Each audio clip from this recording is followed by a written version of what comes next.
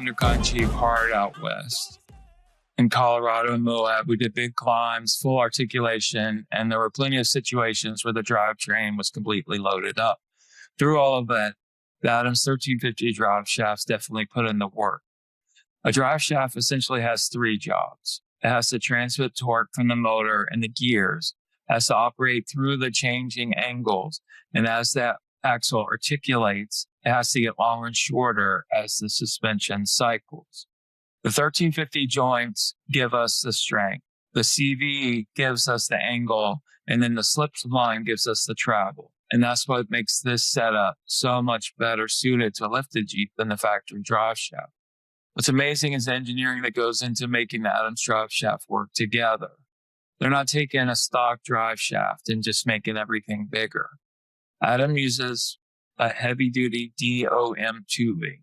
After a steel tube is formed, it's drawn through a die over a mandrel, and it makes the tubing straighter, more dimensionally consistent, and stronger. Just what you need to trust spinning underneath a Jeep while taking torque and shock loads. They use an 1.5 inch long, full spline slip and stub. That gives the drive shaft room to extend and compresses the axle moves through its suspension travel. The rear of the Gladiator is where the engineering gets really interesting. Because of the JT's long wheelbase, Adam uses a two-piece 1350 rear drive shaft with a center support. Instead of just building one extremely long drive shaft, they split it into two sections, and each uses different DOM tubing sizes. They also engineered two slip sections into the two-piece drive shaft.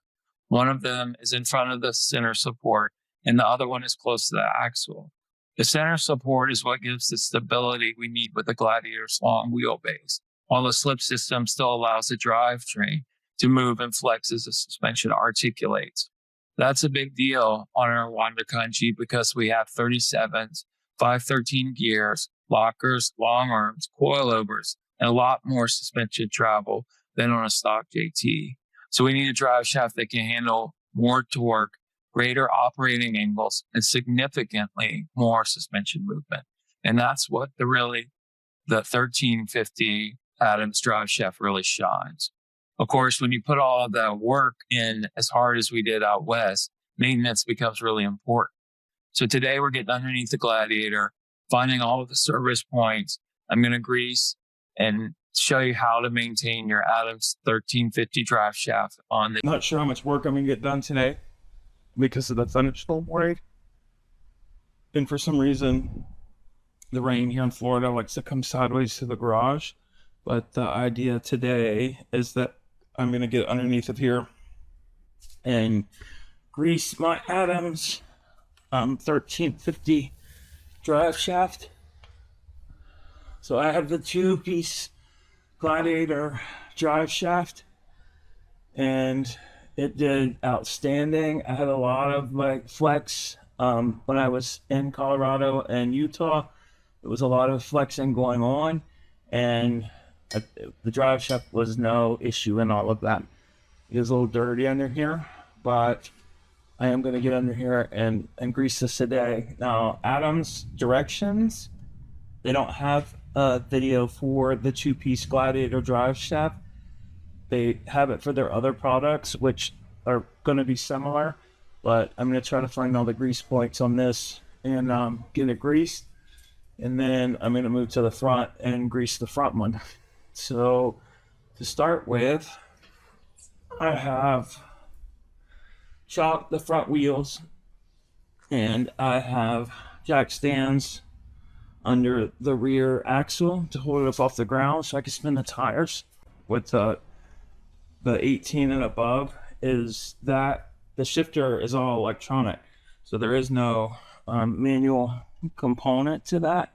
It's all electronically done. So in order to release the drive shaft, in order to rotate it to get all those grease points, then we're gonna have to pop this little cover right here and pull the lever that's underneath. To get this little door open, there's a lot of things that you can use. I'm using a pick basically. It's just a rounded end pick. I've seen people use screwdrivers. You can use whatever you want, but there's a little indentation at the top of the panel, and you can use to just pop this up and then just pull this out of your way. It has a little ribbon of mine attached to it, I guess, to just keep it in place so you don't lose it. And then inside of there is this little strap. Now, so you're gonna pull this strap up and back towards the driver's side until it kind of latches in there, and that's gonna release it from park and allow you to rotate the drive shaft. So let's see what, yep. So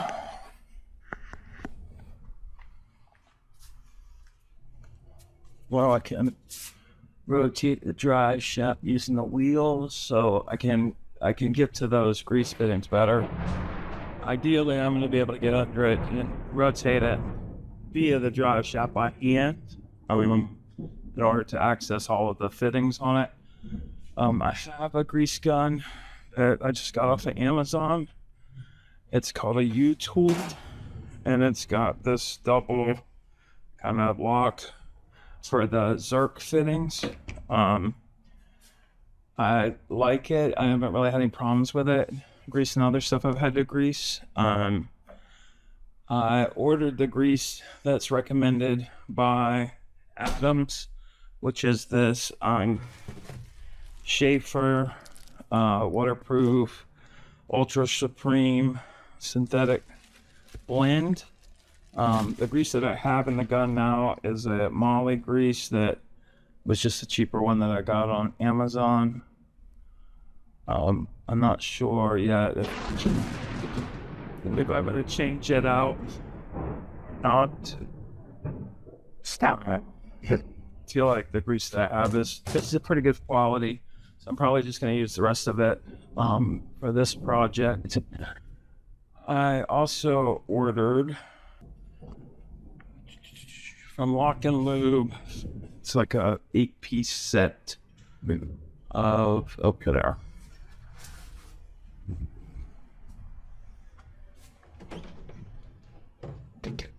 Well, I don't like each stuff in the back, so it's an 8-piece set.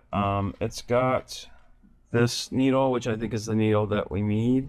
It's got this longer needle, which looks more like what I saw on the videos. But with this lock and loop set, here's allow you to clamp this fitting onto the end of your Zerk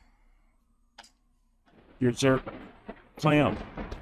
And that way you can use it to grease whatever it is that you're greasing. So you'll be able to force grease through that part without having to remove your Zerk clamp. It recommends that you grease the drive shaft every 3,000 miles or it voids your warranty. We ran about that going and coming back from Utah, so that's why I'm under here now greasing it. So I took some Q-tips and cleaned out the area around it, and anything that I might touch on the way in, just to make sure that I don't get any dirt inside of the joint there. I'm going to take my needle and slip it up in there and try to apply some grease. Now, what I do first is get some paper towels, because I'm going to make a mess.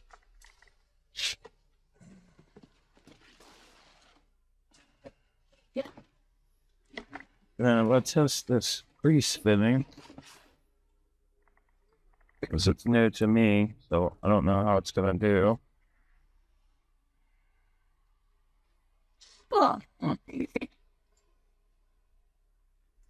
It should lock in good. Make sure everything's tight. Oh, it's coming out of the bottom of it. There we go. Now it's coming out the needle.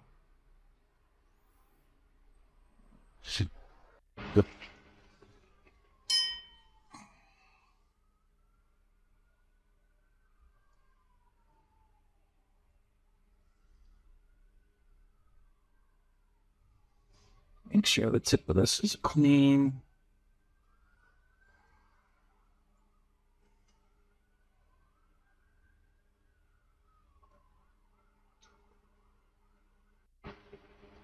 Not put too much. I feel it pressing in.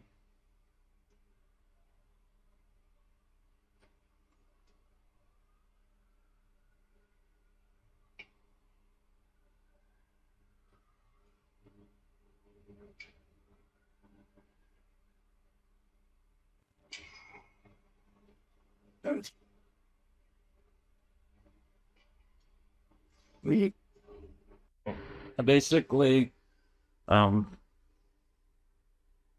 started I filled this one up, and to check make sure that I got grease in it, I just took a tool on the other side of where I was putting the grease in, and you can see that there's plenty of grease in that joint. So that one's done. Now this is the JT Driveshaft. I guess they've made some changes since their 1350 video.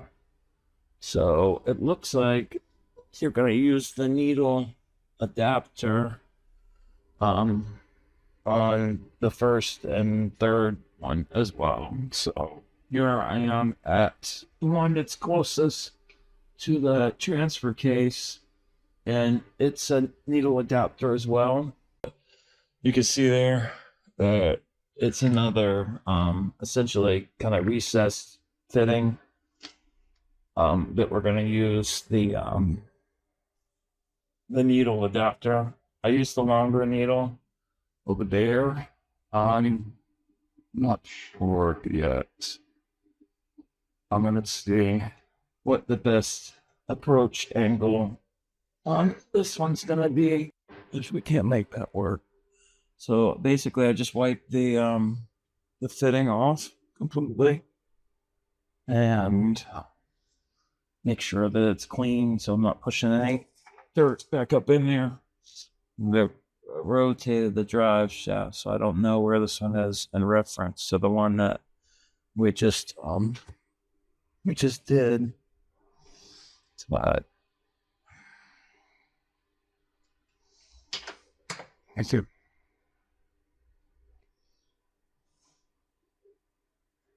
Get where it's here. So then you do that. You get it. That's okay. Come on.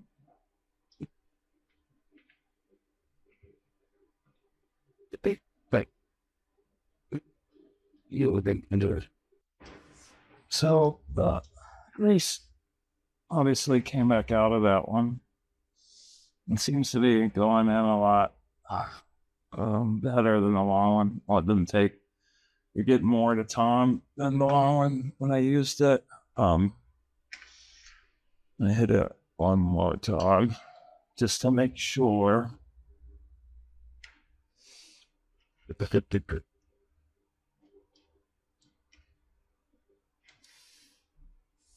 So I think that one's filled up. So it's like two good pumps on that one. So it started to come back out of it. Oh, really good. This thing. So I'll let you lay on your back for a long time.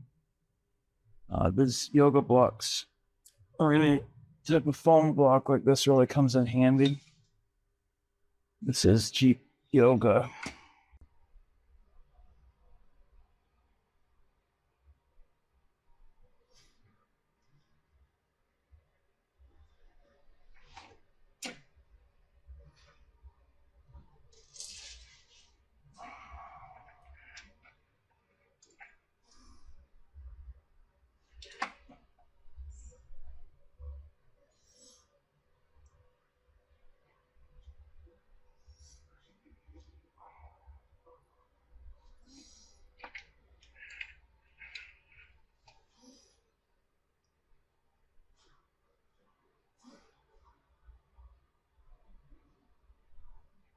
So when you push in, you can feel it open up. I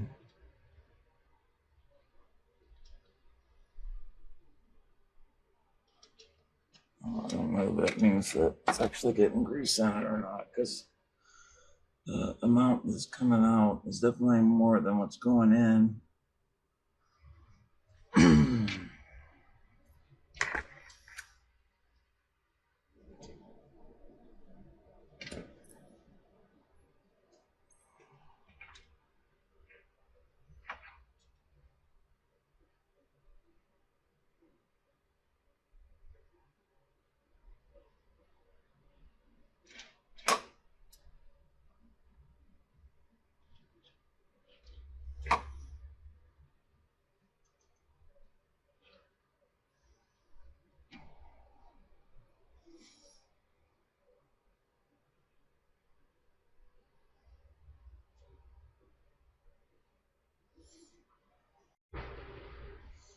Okay, so we've greased the rear.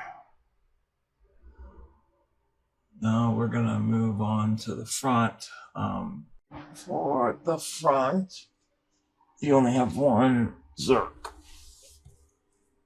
And it's pretty obvious where it is, which is what surprised me on the rear, because I was assuming it would have a similar layout, but it doesn't. So you can see right there, the Zerk is hanging down. So we're gonna give it 3 or 4 pumps in that one.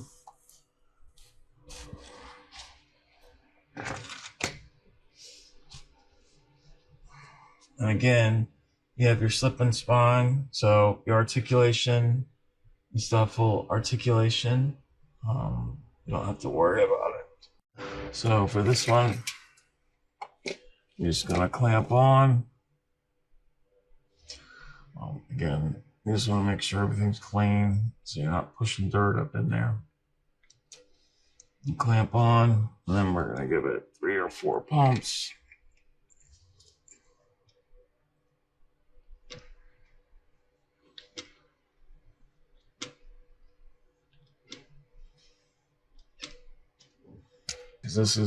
This basically is just for the slip and spline. You can see where it's been active. There's been a lot of grease being used. Got about a 1/2 inch of sliding on this one. So I did probably about 5 pumps in that one. So I'm gonna let that be. I don't want to overfill it. Definitely do.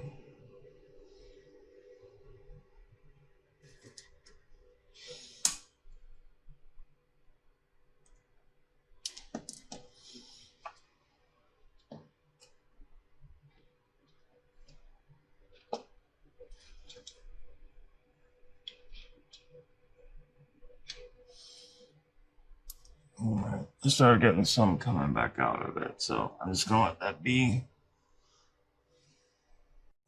Alright, so after you're done with that, make sure you get all your tools out from underneath the truck, and then we are going to re-engage arc. So before we pulled this back up to the driver's side, so we're going to pick it back up, and then we're going to pull it back to the passenger. Okay, so to release the manual override, you're just going to pull it back up again until it clicks, and then slowly let it down back in there. And it basically will fold back into the slot where the cover was. One last look at this cover. You can see that it has this little groove in the top here. That's where you can put your tool in there in order to get it to come out. You want to go from the bottom just push down and flex the plastic a little bit so you can get those tabs to go under at the top of it. So now we should be back into manual park. So I'm gonna get it down off the jack stands, drive it around, check it again, see how it's doing. But that's how you're gonna grease your Adams 1350 front and rear drive shafts on the Jeep Gladiator JT. Thanks for watching, like and subscribe.